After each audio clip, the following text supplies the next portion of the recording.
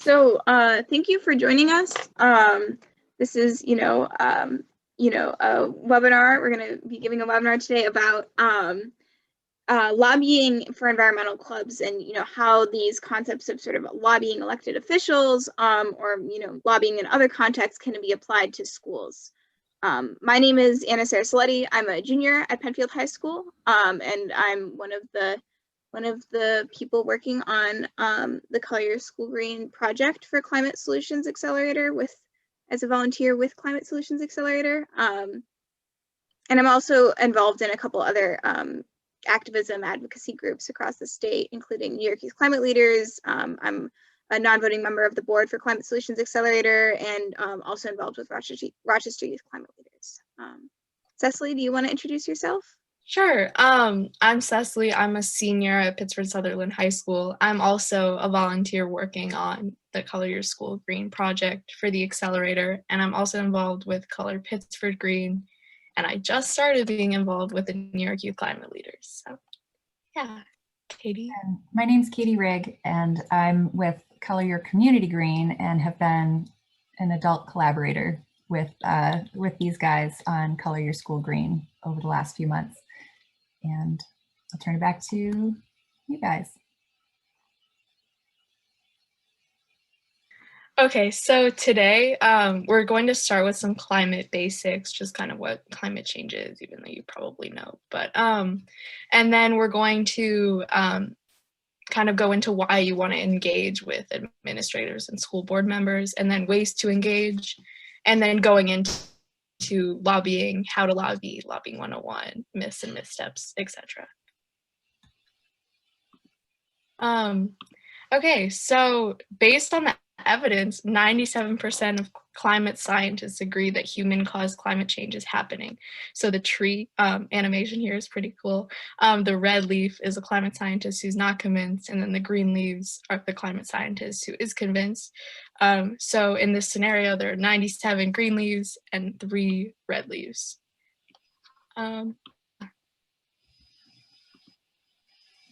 Yeah, so 97% of scientists are convinced. That's why there's 97 and 3. So in addition to, the broad consensus that climate change is happening and that humans are causing it, we're seeing the impacts of climate change here in our own communities. Changing weather in the US is, one result of climate change and how it's showing up here in upstate New York. And it's leading to water shortages and longer droughts. The Great Lakes, rivers, creeks, and streams, their water levels are rising, and there's frequent flooding, for example, in Arundequoit Creek around Ellison Park. Decreasing quality of local water, water quality of local bodies of water, inconsistent and shifting growing season, obviously a major issue for local farmers.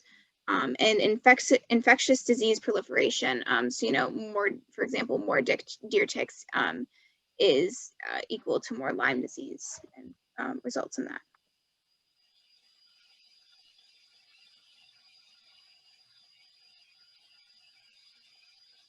Oops, sorry. Why are we going to engage elected officials and administrators? So elected officials, it's easy to forget, but the school board your school board is actually elected officials. And so, meeting with them and talking with them, you are constituents of them, and, whether or not you voted them to be on the board, probably your parents or other, members of your community did. And so they don't create the political will, they don't create, these movements and these campaigns and initiatives and ideas, they're responding to it. And so you have to bring this up with them. You have to bring these ideas to them and encourage them to act and, and engage with you and the ideas. And so, administrators, well, they're not elected, they're appointed, and, that gives them a little bit more autonomy rather than elected officials.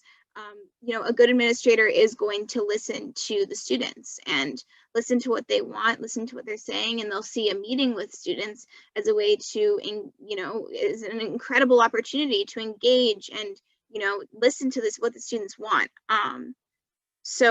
Yeah.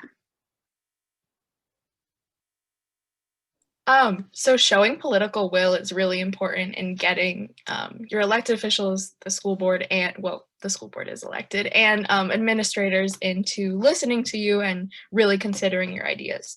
So one way to do this is through social media campaigns. So that really would get the attention of not only the elected officials or the administrators, but also people around the district and the town that you're in. Also, expanding club membership is really important because it shows that a lot of students really care about the issue at hand, climate change in general, and what you're asking them to do specifically. Also, petitions are really a good way to show that lots of students and people are interested in what you're doing and that specific ask. And also participating in school board meetings is actually really important because they have a public opportunity for people to participate in school board meetings, and that shows that you're really involved in what your school is doing in terms of climate change and just in general that you're involved in the school community.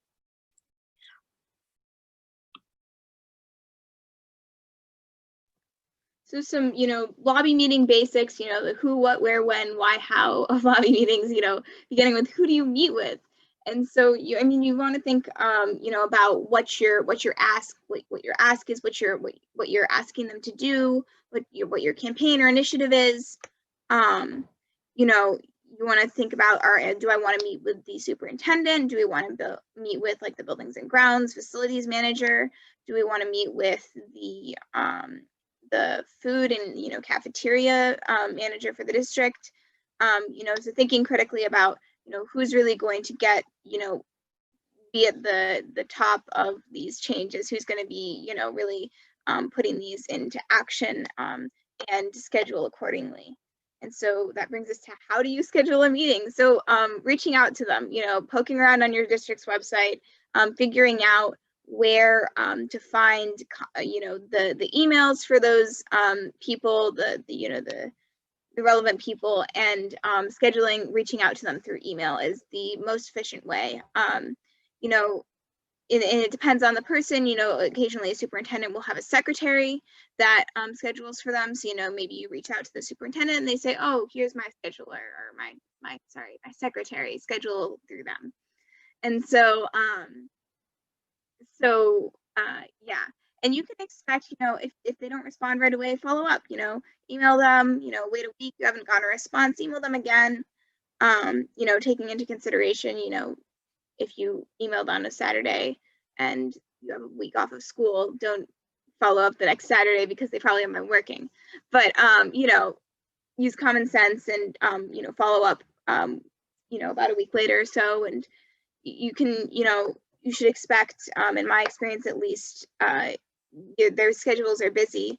So you probably can expect to have schedule a meeting with them like within a month. But, you know, follow up, be persistent, but also respectful and considerate.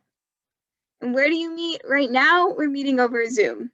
In my experience, our superintendent has come to our environmental club meetings just in where we normally meet in our mentors classroom, our teacher mentors classroom. We've never gone to them or anything. They've come to us, and that, you know, you figure that out with your administrator, the person you're meeting with. But right now it's over Zoom. Maybe you have, you know, some people in the classroom and some people at home, or maybe everyone's in the classroom with masks 6 feet apart. You know, figure that out with your administrator and, you know, coordinate with them on that. So preparing for your meeting, the most important part in preparing for your meeting is really doing your research. Not only does it give you more credibility with whoever you're talking with, it just equips you to better answer their questions and just to know what you're talking about.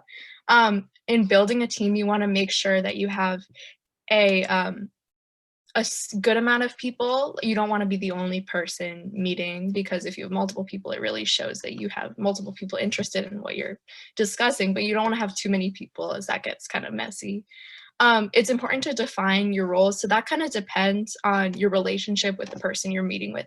So maybe if you've never met with them, you want to have more defined roles on exactly who's doing what, and it's a little more formal. But if you know them well, you might have less defined roles and it might be a little more relaxed.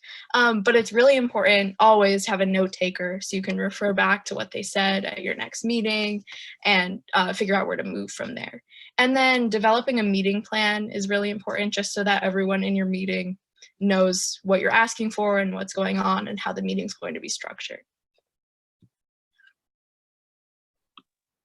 So the basic format of a lobby meeting is, to appreciate the person you're meeting with, thank them for meeting with you and, taking the time out of their busy schedule, thank them for some of the work they've done. Maybe, you've worked with them before, thank them for, you've heard that they've done some other stuff, environmentally, maybe you thank them for what they've done, and appreciate that. And then you can move to connecting with them.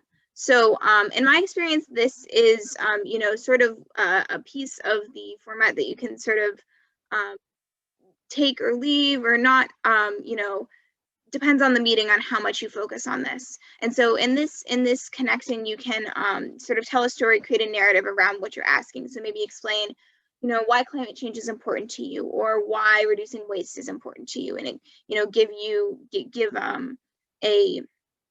some background and some reasons, and you can sort of use your discretion about, what whether this is really necessary. If you think the administrator is going to be pretty open to this, your ideas, then maybe this is, you just spend a little bit less time on this. But if you think that they're going to be harder to convince, or maybe that they are, obviously we shared climate science in the beginning of this presentation, they're a little bit more skeptical of that, you can share more, narratives and stories about why it's important to you and, how it's really affecting you.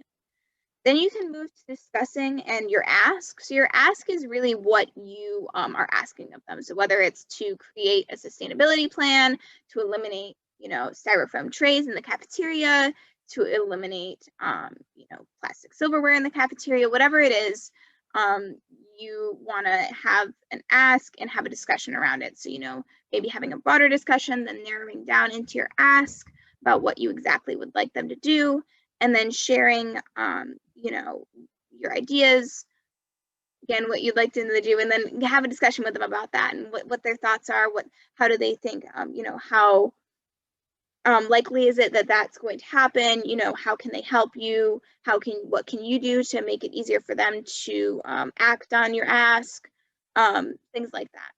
And then thank yous and follow-ups, you definitely want to thank them. They took time out of their day to meet with you, and you want to thank them for listening to you and considering what you have to say. And following up is so key. You definitely, you said, oh, we have this great resource that we'd love to, we want to use this and incorporate this. Definitely, share those things with them afterwards. Send them an email, thank them again, and, send them relevant materials or anything like that.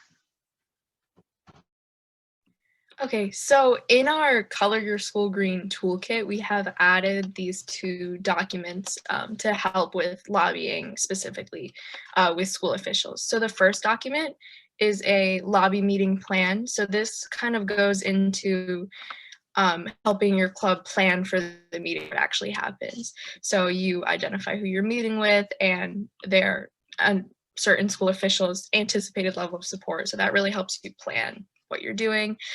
You can identify your goals. That's really important. What do you want to get out of this meeting? And there are certain roles. You can decide which roles you think are necessary, if it's more formal or less formal. So there's that. And then we created a sample agenda, but you want to make your own agenda to fit your elected official, the amount of time you have, etc. And then there's a space for the appreciation for you to plan that out, what you're going to appreciate them for. You probably want to do some research to figure out what they've done and what you want to thank them for. And then your asks, there's a space for that. And then we have added some questions to ask to the superintendent or other official you're meeting with. But it's definitely important to add your own and fit them to the project that you're pushing for. And then following up, it's really important to create a thank you note that just kind of adds a personal touch and just shows that you really appreciate the meeting with you. And you can post on social media, but you really want to make sure to ask permission. That's really key. You do not want to set anything off on a bad foot. And then our other document is a meeting delivery plan. So this one you would use during the meeting. And it just kind of lays out the different sections of the meeting and the order that it can go in. Obviously, you can change this to fit your meeting, how you want it to proceed. And at the time, just to make sure you don't go over. And yeah, so this you want to share with all your team members before the meeting, and then everyone can use it during the meeting. Yeah.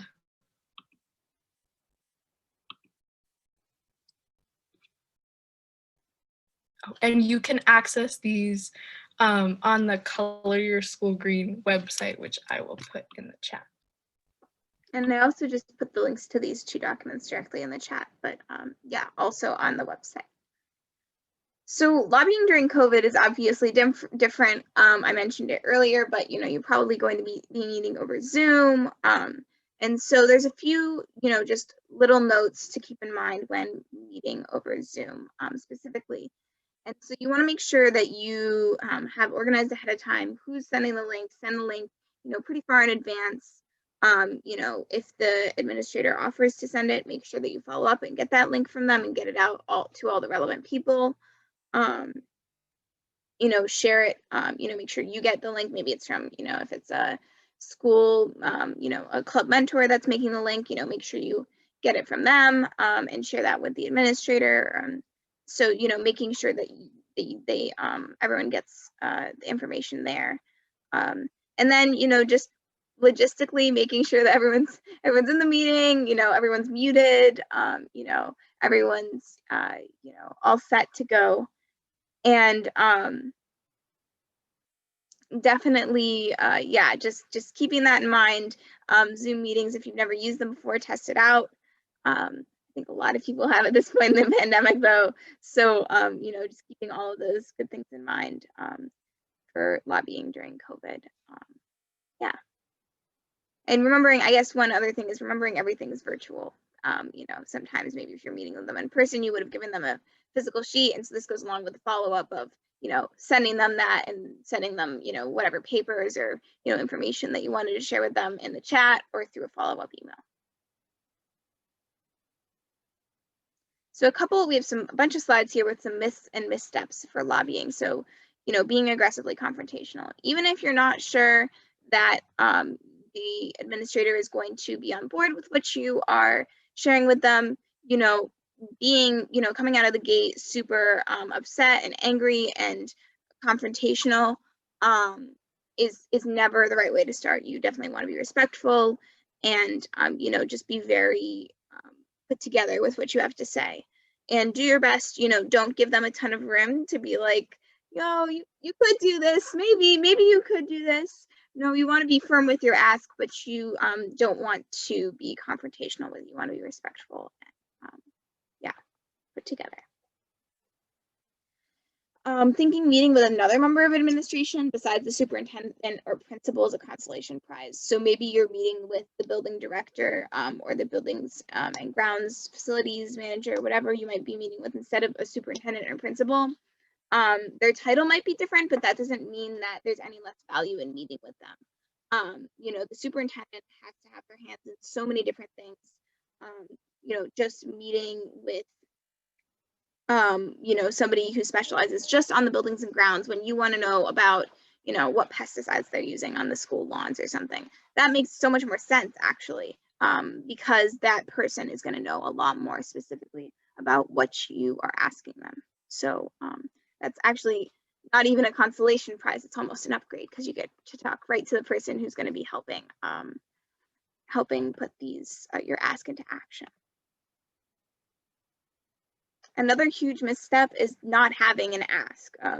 You know, we discussed, I mentioned earlier, you know, what an ask is.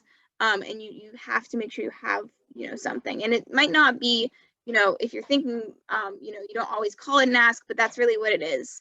So, you know, making sure that you know what you're asking from them so that you don't go into the meeting just, you know, rambling on and on, not sure what to discuss with them.